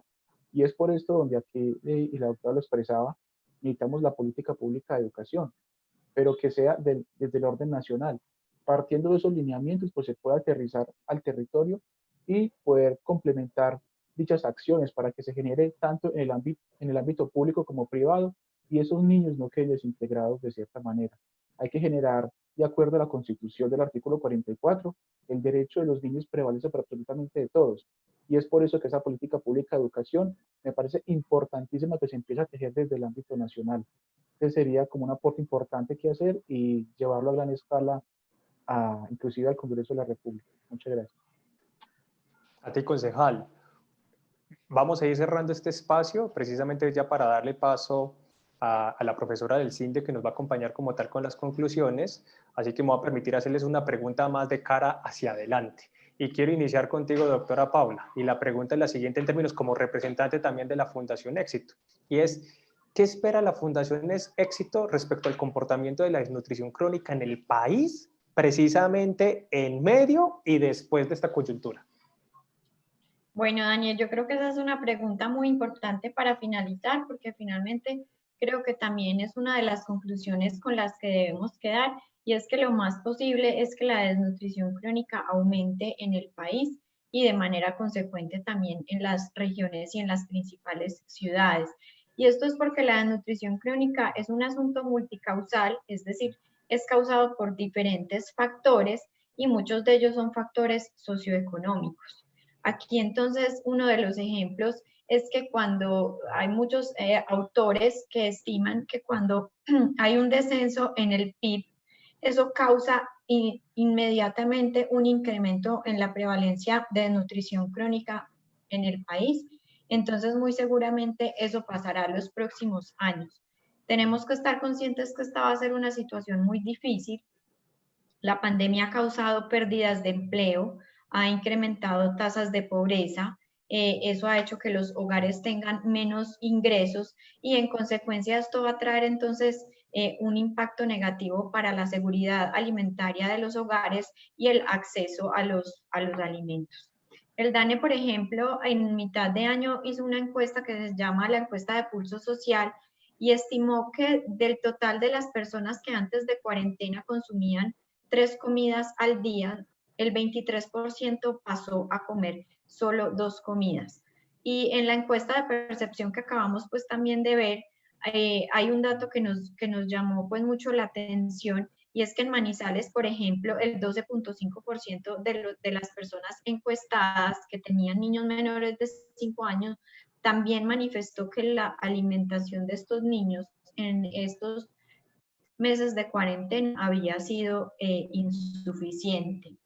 Es entonces importante que estemos conscientes de esta realidad y que a través de programas tanto públicos como privados podamos entonces lograr y generar un mayor acceso a los alimentos para estas familias. Muchas gracias y muchas gracias por haber estado con nosotros en esta conversación. Doctor Luis Eduardo, retos para el ICF en el año 2021. Retos, mantener la atención integrada a la primera infancia en términos de calidad. O sea, ya logramos el 100% prácticamente de la atención y a pesar de que se incremente un poco la demanda con ocasión de la situación de la emergencia, vamos a mantenerla en un 100% de la atención, pero si queremos implementar criterios de mucha calidad en estos procesos de atención, de allí la cualificación que venimos dando con las madres comunitarias, con los agentes educativos, de forma tal que esa atención sea muchísimo más completa. Ahora se nos plantea un reto también en el tema de nutrición. La verdad es que ese 3.3% dentro del total de la población del municipio de Manizales a uno lo lleva a concluir que hay más de 500 niños en situación de desnutrición aguda. Y les cuento que desde el mismo Instituto Colombiano de Bienestar Familiar hemos desplegado la estrategia de los primeros 1000 días, mis primeros 1000 días para cambiar el mundo, que va orientado precisamente a trabajar con las madres gestantes y lactantes que tienen riesgo de desnutrición.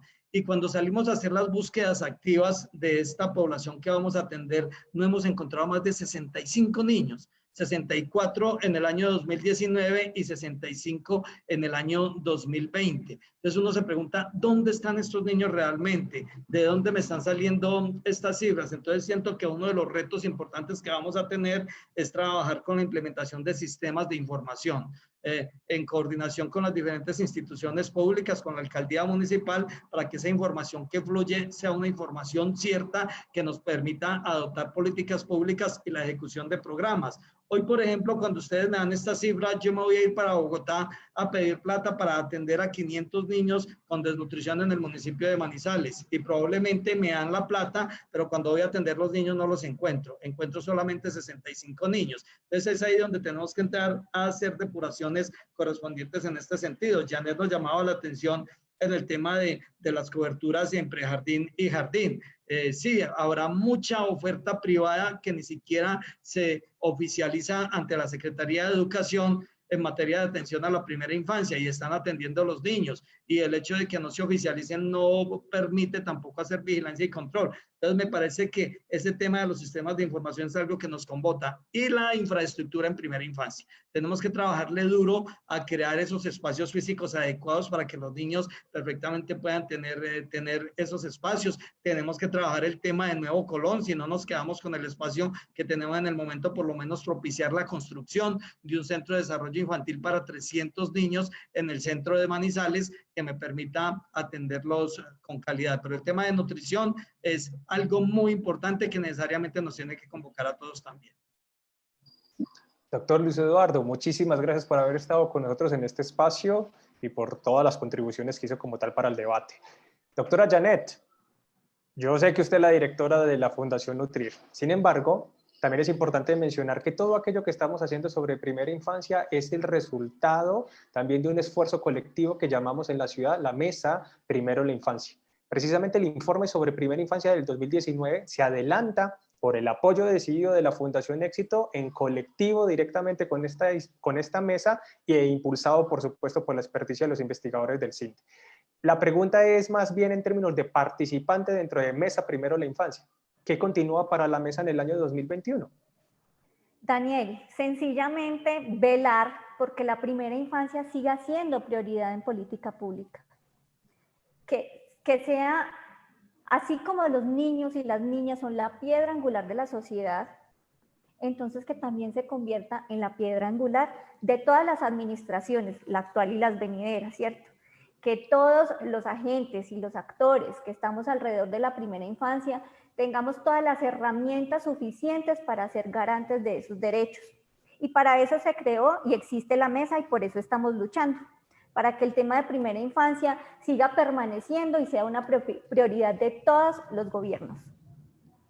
Doctora Janet, muchísimas gracias, al igual que mis colegas, por estar con nosotros en esta conversación. A ustedes, Daniel. Claro que sí. Concejal, la misma pregunta, ¿qué continúa? Similar a lo que le decía la doctora Janet, no tanto como concejal en particular, sino más bien en términos como en representación del Consejo Municipal. ¿Qué continúa desde el Consejo Municipal para el 2021 en función de la primera infancia en nuestro municipio? Excelente pregunta, Daniel. Se viene un gran reto, un reto muy importante, y es crear la cuarta comisaría de familia en Manizales. Sabemos las dificultades por las que pasan las diferentes comisarías, están represadas y desbordadas en temas laboral. Necesitamos agilizar y darle trámite a todas las solicitudes que llegan de las familias que han sido maltratadas, de niños que han sido vulnerados sus derechos en temas de abuso sexual. Y creo que hoy más que nunca tenemos que unir los esfuerzos, todo el Consejo Municipal, los 18 corporados que conforman este cuerpo colegiado, para que trabajemos en pro de la primera infancia. Estuvimos en conversaciones con el procurador de familia, con el señor alcalde, con Secretaría de Gobierno, inclusive el doctor Céspedes también tiene conocimiento del tema y va a ser una iniciativa en conjunto para que Manizales tenga esa cuarta comisaría de familia. Pero que no solamente sea la comisaría de familia para conciliar, sino que tengamos alterno a ello un convenio interadministrativo con desarrollo social para que pueda contemplar un equipo interdisciplinario y abordar todos los temas sociales que se presentan en las comisarías de familia. Si miramos otras ciudades, las comisarias de familia no solamente está el comisario atendiendo las labores que se le requiere, sino que tiene un conjunto de otras 10 personas, psicólogas, trabajadoras sociales, abogados y un sinnúmero de personas que ayudan a soportar todo ese requerimiento social y familiar que se requiere. Si vamos a mirar el contexto municipal, nos estamos quedando un poco cortos a la hora de dotaciones, no solamente materiales, sino de talento humano en las comisarías de familia propia. Entonces, el reto número 1 para el Consejo de Manizales en este año y los siguientes años que vienen es crear la cuarta comisaría de familia, Daniel, para garantizar los derechos de los niños y las niñas en esta ciudad. Concejal, muchísimas gracias por haber participado también en este espacio. Es muy grato tenerlo y sobre todo tener también voces desde la arena política de nuestra ciudad. De nuevo, a todos ustedes por estar con nosotros, muchísimas gracias. Previo a darle la palabra a la investigadora del CIN de María Camila para dar cuenta de las conclusiones, le daré la palabra a nuestro líder de comunicaciones que nos tienen algunas informaciones sobre lo que estuvo sucediendo en redes sociales mientras nosotros estábamos conversando. Claro que sí, Daniel. Bueno, no, pues muchísimas gracias por acompañarnos en este espacio. Muchas gracias a las personas que se han conectado, nos han dejado comentarios muy satisfactorios. Les quiero pues como compartir algunos. Carolina Turriego Borrego dice: felicitaciones a Manizales como vamos a este panel. Cuando se trabaja conjuntamente entre las entidades responsables, la academia, las organizaciones sociales y los representantes elegidos por la ciudadanía, los niños y niñas tienen una esperanza para contar con el apoyo para garantizar su desarrollo integral. Sara Montoya Toro nos dice: En pro de prevenir la desnutrición inicial y el llegar a la desnutrición crónica, se debe trabajar fuertemente con la promoción y apoyo de la lactancia materna, y ello empieza cuando lo hacemos de manera lúdica, desde el ejemplo en la primera infancia, con el acompañamiento fuerte y activo desde los primeros días de la gestación, incluso mucho antes con conversatorios con jóvenes, con procesos que activen la motivación al respeto para que cuando llegue el momento de ser padres lo hagan. Y Natalia Ledesma nos dice: de acuerdo a la información que presentan, es evidente los grandes retos que tiene el municipio de Manizales y la importancia que estas problemáticas sean priorizadas y abordadas desde los distintos planes sectoriales, planes de acción de las políticas públicas y planes de acción de las instancias como la Mesa Infancia, Adolescencia y Familia y el Comité de Seguridad Alimentaria y Nutricional. Bueno, estos son algunos de los comentarios. Damos paso entonces a nuestra invitada, María Camila Ospina, investigadora del Centro de Estudios Avanzados en Niñez y Juventud Fundación CINDE Universidad de Manizales, quien hará las conclusiones de este evento. Adelante. Buenos días, un saludo especial para todas y todos. Muchas gracias a Daniel por la invitación a ser parte de este evento el día de hoy. Un saludo también a todos los panelistas que hicieron parte del evento y un saludo a los compañeros, compañeras también de la mesa Primero lo Primero, que hacen parte, como lo decía Daniel, de esta iniciativa. Compartir que lo que aquí se ha mencionado es que justamente, y lo mencionaban todos, empezaba Daniel con la presentación que nos hace, Janet, Luis Eduardo, Jonier, lo presentaban todos. La centralidad está en la primera infancia y no podemos así olvidarlo. La importancia también de que en la primera infancia no solamente se enfatice desde los distintos sectores, sino que aparezca muy explícitamente a nivel de políticas públicas, ¿cierto? Y este es, pues, como lo decían, el papel central de la mesa Primero la Infancia, como bien lo planteaba Janet. Dirían todos nuestros panelistas que será fundamental, y ese será también un reto de acá en adelante. Este será un reto para la mesa en 2021, que siga estando la primera infancia en el centro, que siga estando como una incidencia a nivel de política pública desde esta centralidad de la primera infancia. Así lo mencionaba Janet, pero lo mencionaba también Jonier, la centralidad para el Consejo Municipal, de que así siga estando la primera infancia en el centro de las acciones, y algo muy importante que él mencionaba, en un abordaje interdisciplinario, como lo planteaba con la cuarta comisaría de familia, de un abordaje integral de calidad y desde un énfasis intersectorial interdisciplinario. Muy bien, esta es la centralidad. Sin embargo, nos lo menciona Janet, es posible que con la centralidad también puesta en el índice de envejecimiento se lleve al descuido de la primera infancia. Ella decía, no es que de lo uno se desprenda lo otro, pero alertaba de modo que no perdamos esta centralidad en la primera infancia. Ella bien lo decía, no son excluyentes, pero mencionaba pues la importancia de tener siempre la primera infancia como el punto de partida. Será importante también algo que enfatizaban muchos de ustedes, principalmente lo mencionaba Luis Eduardo, la familia. No podemos pues olvidar la centralidad que cuando hablamos de primera infancia no son solamente los niños y las niñas, sino el necesario trabajo articulado con sus familias, y como lo mencionaban también, y lo decía Jonier, será clave el papel que tiene allí el gobierno, pero también el papel que tiene la familia y el papel que tiene la comunidad en esta apuesta de corresponsabilidad a favor de la primera infancia. Hacen pues todos los panelistas un reconocimiento muy grande a Manizales como vamos, por poner a la primera infancia en el centro de la agenda pública, por poner a la primera infancia en el centro del debate con la sociedad civil. Y también se hace un reconocimiento allí a la mesa de Primero la Infancia por estar aportando a nivel municipal a que esto también suceda. Hay otros elementos que se mencionaron en lo que fueron presentando.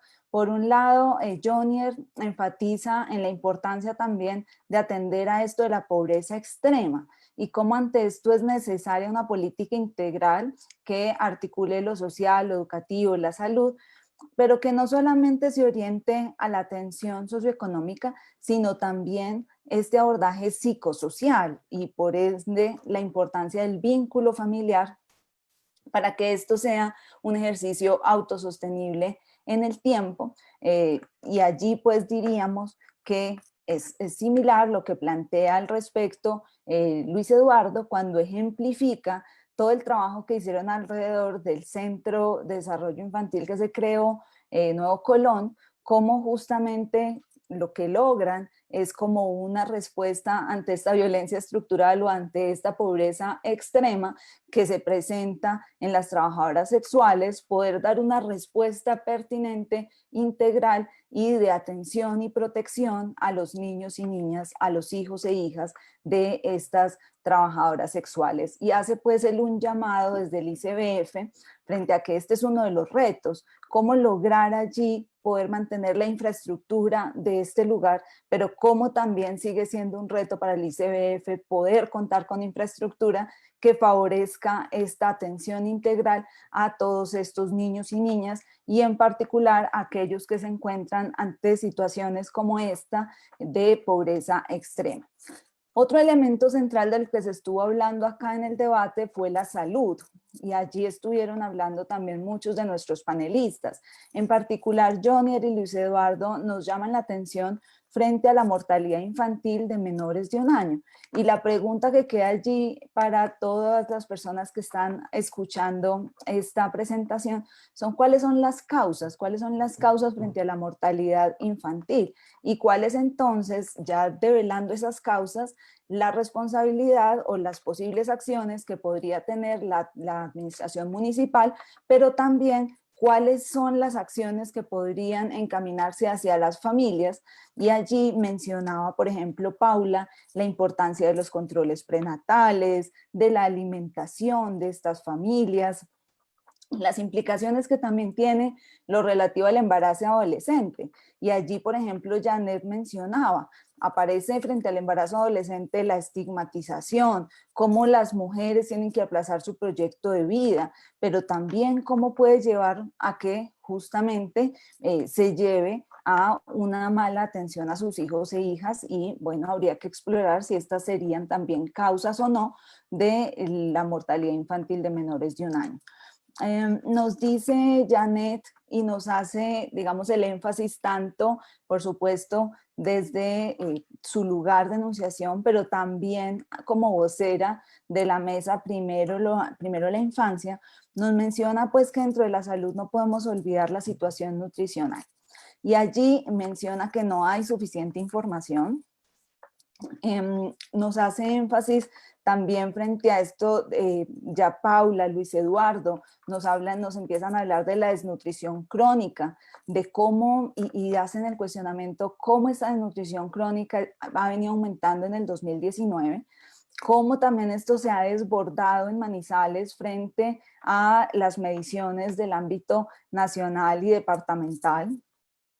Y allí entonces queda la inquietud que plantea Luis Eduardo como un reto para ICBF frente a la desnutrición crónica, pero también frente a la desnutrición aguda, que además, como lo mencionan en distintas de las intervenciones, seguramente continuarán ampliándose, dado, digamos, el informe de Basta 2019, pero continuarán ampliándose justamente este año a causa de la pandemia, con todas las situaciones económicas y dificultades también de pérdida laboral por parte de muchas de las familias.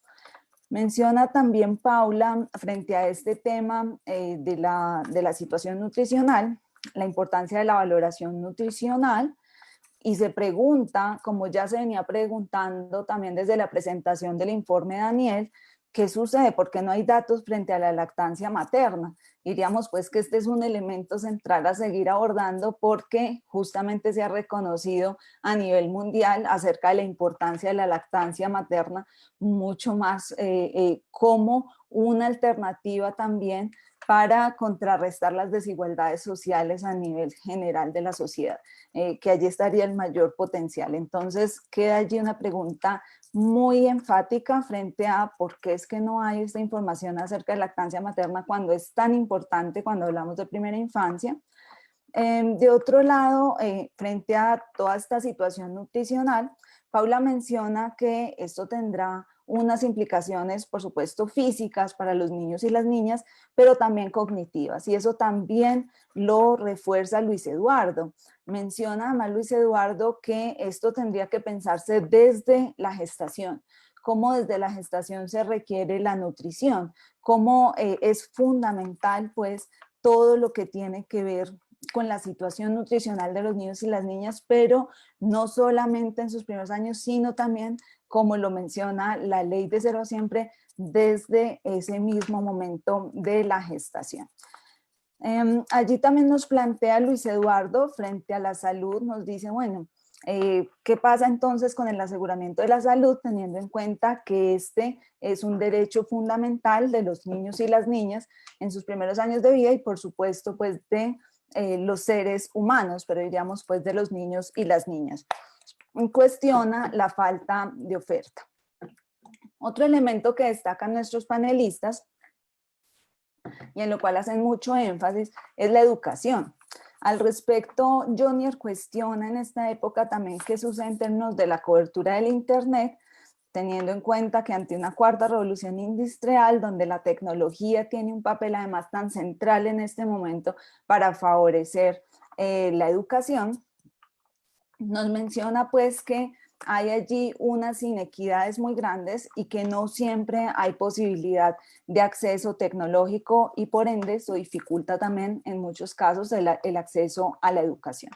Al respecto, Janet, pero también Luis Eduardo, mencionan pues, hacen énfasis en esto que Daniel ya nos conversaba o ya nos explicaba acerca de que el ICBF atiende el 29% de los niños y las niñas. Y la pregunta que nos hacen tanto Daniel como Janet como Luis Eduardo es ¿qué pasa con los demás niños y niñas que no están siendo atendidos por el ICBF?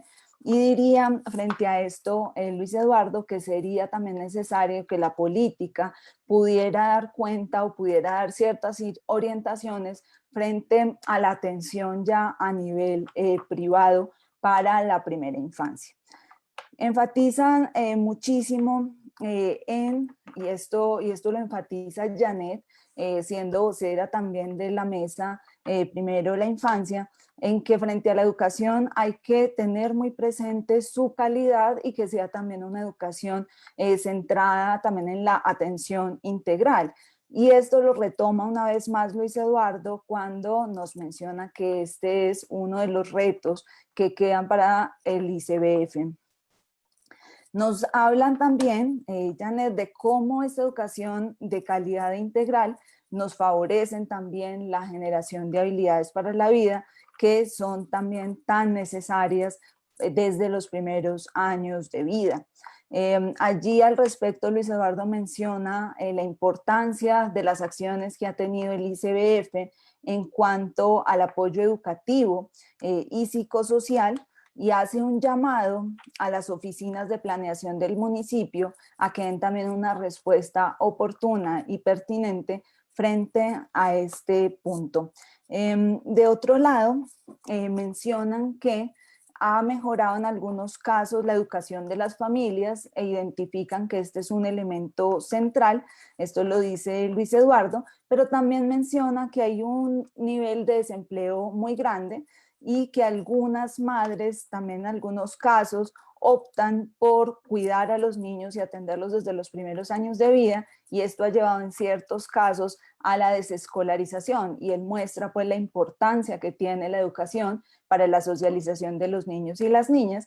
Y si a esto le sumamos lo que decía Janet de la importancia de la educación para la generación de habilidades sociales, entonces nos da cuenta pues y de habilidades para la vida, nos da cuenta de la importancia que tiene para los niños y las niñas desde los primeros años la educación. Otro elemento del que nos hablaron nuestros panelistas es acerca de la violencia y el maltrato infantil. Y esto lo enfatizó Janet desde también una de las priorizaciones que hizo la mesa Primero la Infancia. Janet nos mencionaba que la mesa Primero la Infancia había, por supuesto, priorizado los retos en salud, algunos de los cuales ya fueron expuestos, los retos en educación, algunos de los cuales ya fueron expuestos, pero también los retos frente a la violencia y el maltrato infantil. allí nos menciona que el reto está en disminuir completamente la violencia y el maltrato infantil. Nos muestra cómo, si lo disminuimos, vamos a aproximarnos mucho más a garantizar los derechos de los niños y las niñas, atendiendo allá a la corresponsabilidad entre la familia, la sociedad, el gobierno. Nos muestra también, si logramos esta reducción, se estarán constituyendo las familias, las comunidades, los distintos espacios en entornos protectores de los niños y las niñas. Nos hace el énfasis, y esto lo menciona también sobre todo Jonier, de cómo en el confinamiento puede y de hecho ha estado aumentando el maltrato intrafamiliar, entonces la importancia también de abordar este frente. Y nos muestra Luis Eduardo cómo con la educación de las familias es posible también reducir la violencia y el maltrato intrafamiliar. Un último elemento a destacar es uno que ha mencionado Janet, también como por supuesto desde la Fundación Nutrir, pero también desde la Mesa Primero la Infancia, nos menciona la importancia que ha dado la mesa a los ecosistemas articulados frente a la primera infancia, en los cuales haya un sistema de gestión de conocimiento que articule la generación de conocimiento, el uso, apropiación social del mismo, la generación de valor público. Y allí, por supuesto, la integralidad en la atención y el trabajo intersectorial que se pueda dar a favor de la primera infancia.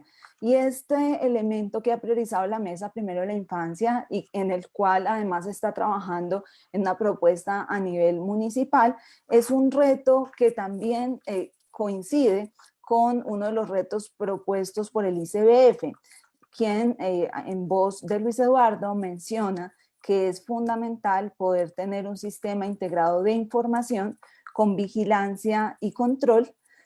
También Jonier menciona como un reto para el Consejo Municipal el poder tener una respuesta frente a los derechos que sea integral, que creo que también tiene que ver con esto que ha planteado la mesa, y también todo lo que tiene que ver con poder seguir trabajando de manera muy articulada en términos de los planes sectoriales, de la mesa, como también lo mencionaba el público que se incorporó a través de los comentarios que llegaron y que fueron mencionados hace un momento.